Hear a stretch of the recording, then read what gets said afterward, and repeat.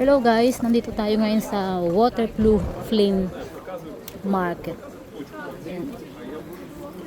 Sa tabi pa rin ng kanal. Nandun na si Ann sa unahan. Ayaw niya akong intayin kasi mabagal daw akong maglakad.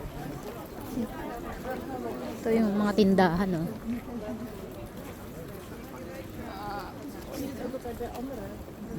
Ann, may napili ka na ba? Madaming mga maliliit na para mga tent na may mga tinta ng mga atik-atik. Sa kabilang side meron din doon. Tapos ito. Tapos dito naman ito yung kanal sa kabilang side. O di ba? Ingatan ko lang baka mawala yung aking mamagsak yung aking telepono. Here. Dito kami nagdaan uli kahapon. Tinuro nung captain. Ayan o.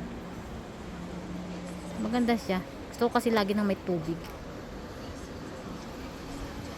Parang sabang lang, sabi ni Bot, ng kapatid ko. Nininjisa niya parang sabang lang, oh, di ba? Ayan, mayroon pa dating na boat. Ganti sinakyan namin ng boat nung linggo.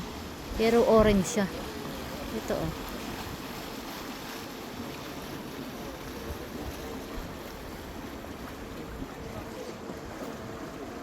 Si Ann, mga kababayan, iniwan na ako ni Ann. Tingnan ko muna kung nasan siya. Nandun si Ann. Huwag ko daw siya i-close up. Yung simple lang. Nakikita raw ang kanya mga mataba daw siya. Kailangan pa niya mag-diet bago siya humarap ng camera. Yan o. O sige na. Bye for now guys. Magtitingin-tingin din ako kagaya ni Ann. Hi!